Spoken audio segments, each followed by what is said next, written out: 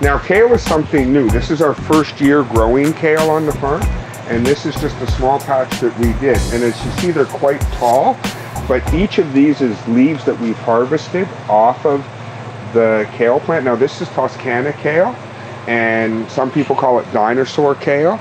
It's a little bit sweeter and is good for someone that's never had kale to try.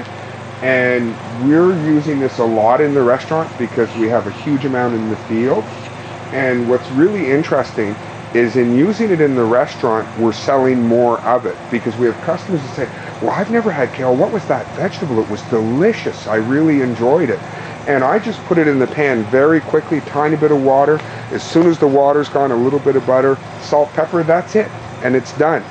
And it's sweeter. It's not as bitter as spinach, but it has almost double the mineral content. It's very, very good for you. And people love it. And they're having it in the restaurant and then buying it as they're leaving the restaurant so they can have some at home.